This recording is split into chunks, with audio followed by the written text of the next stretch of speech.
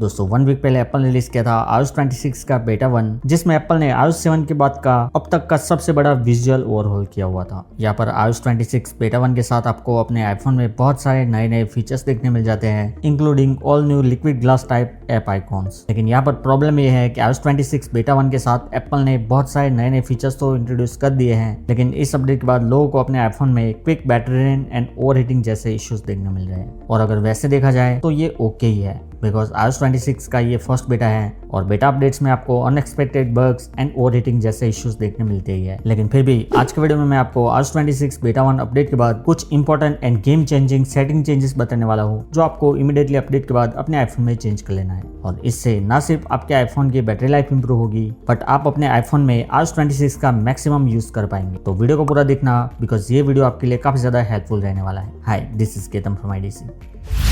सबसे पहले तो जैसे कि मैंने बताया, iOS 26 बेटा 1 के साथ एप्पल ने लिक्विड ग्लास डिजाइन इंट्रोड्यूस किया है और जिसके बाद ऐप आइकॉन से लेके ऐप यूआई तक सब कुछ लिक्विड ग्लास डिजाइन में देखने मिलता है। इवन आपको कंट्रोल सेंटर भी लिक्विड ग्लास डिजाइन के साथ देखने मिलता है। लेकिन यहाँ पर दिक्कत यह है कि समटाइम्स लिक्विड ग्लास डिजाइन की वजह से यहाँ पे रीडेबिलिटी थोड़ी सी घट जाती है। तो अगर आपको iOS 26 का ये लिक्विड ग्लास डिजाइन पसंद नहीं है तो उसके लिए आप इस ट्रांसपेरेंसी को रिड्यूस कर सकते हैं। इसके लिए आपको जाना है अपने आईफोन के सेटिंग में, देन आपको जाना है एक्सेसिबिलिटी में, देन आपको यहाँ से जाना है डिस्प्ले एंड टेक्स्ट साइज में और यहाँ से आपको रिड्यूस ट्रांसपेरेंसी को ऑन कर लेना है। और उसके बाद आप देखेंगे ना सिर्फ आपको कंट्रोल सेंटर में ट्रांसपेरेंसी रिड्यूस देखने मिलेगी, बट आपको अपने एप्स आइकॉन भी लिटिल लेस ट्रांसपेरेंट यहाँ पे देखने मिलेंगे। पर्सनली मैं अपने आईफोन में इस रिड्यूस ट्रांसपेरेंसी को ऑफ ही रखता हूँ। लेकिन अगर आपको एप्पल का ये all new liquid glass design shiny look के साथ पसंद नहीं है तो फिर आप अपने आईफोन में ये सेटिंग चेंज कर सकते हैं। अगर आपको पता है तो iOS 26 के साथ एप्पल ने all new battery statistics introduce कर दिया है, जहाँ पे आप अपने आईफोन का स्टैटिस्टिक्स और भी अच्छे से समझ पाएंगे। ऑल्सो यहाँ पर आपको बॉटम में पावर मोड का एक नया ऑप्शन देखने मिल जाता है, जहाँ पर आपको एक नया एडेप्टिव पावर का ऑप्शन देखने मिल जाता है। और अगर आपने अपने आईफोन में iOS 26 बेटा 1 को इंस्टॉल कर लिया है तो यहाँ पर मैं आपको सजेस्ट करूंगा कि आपको अपने आईफोन में पावर मोड में एडेप्टिव पावर को टॉगल ऑन रखना चाहिए। और इसको ऑन करने के बाद आपका आईफोन बैटरी यूसेज के हिसाब से आपके आईफोन का परफॉर्मेंस एडजस्ट करेगा और इससे आपको अपने आईफोन से मैक्सिमम बैटरी बैकअप देखने मिलेगा। तो iOS 26 बेटा 1 अपडेट के बाद बैटरी सेव करने के लिए आपको ये इंपॉर्टेंट सेटिंग चेंज अपने आईफोन में कर लेना है।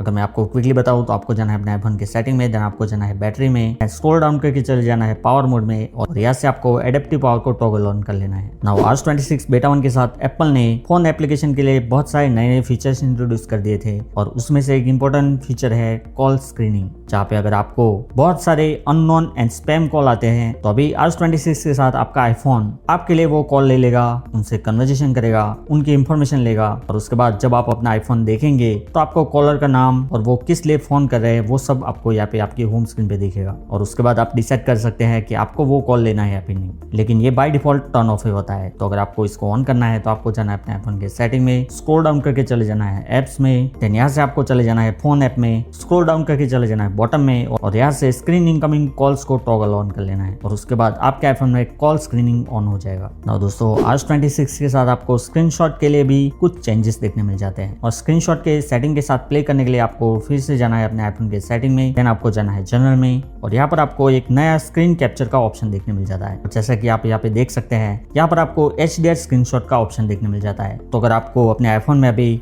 HDR में स्क्रीनशॉट लेने हैं तो आप इस HDR फॉर्मेट को टॉगल ऑन कर सकते हैं। ये डेफिनेटली आपके स्क्रीनशॉट की साइज बढ़ा देगा, लेकिन आपको एक क्लियर एंड HDR स्क्रीनशॉट लेके देगा। उसके बाद अगर आपको कार प्ले के स्क्रीनशॉट लेने हैं तो आप यहाँ से उसको भी टॉगल ऑन कर सकते हैं। और अगर आपको अपने ली गए हुए स्क्रीनशॉट में कुछ पर्टिकुलर चीजों को आइडेंटिफाई करवाना है तो आप ऑटोमेटिक विजुअल लुकअप को टर्न ऑन कर सकते हैं। और अगर आप नहीं चाहते कि आपको एवरी टाइम इस तरह से स्क्रीनशॉट लेने पे इस तरह से प्रीव्यू दिखे तो आप फुल स्क्रीन प्रीव्यूज को यहाँ से टॉगल ऑफ कर सकते हैं और उसके बाद आपको इस तरह से नॉर्मल स्क्रीनशॉट देखने मिलेगा, जिसको फिर आप इस तरह से स्वाइप करके सेव कर सकते हैं। iOS 26 अपडेट के बाद अगर आप अपने आईफोन में ड्यूअल सिम का यूज करते हैं तो यहाँ पर आपको कॉल लाइन सिलेक्ट करने का फोकस में ऑप्शन देखने मिल जाता है। सेटिंग चेंज करने के लिए आपको जाना है अपने आईफोन के सेटिंग में, स्क्रॉल डाउन करके चले जाना है फोकस में, देन यहाँ से आपको जिस किसी भी फोकस मोड में फोन लाइन को सिलेक्ट करना है उसमें चले जाना है। देन यहाँ से आपको जाना है फोकस फिल्टर में और यहाँ से आपको फोन एप्लीकेशन सिलेक्ट कर लेनी है और उसके बाद आप अपने फोकस मोड में अपने हिसाब से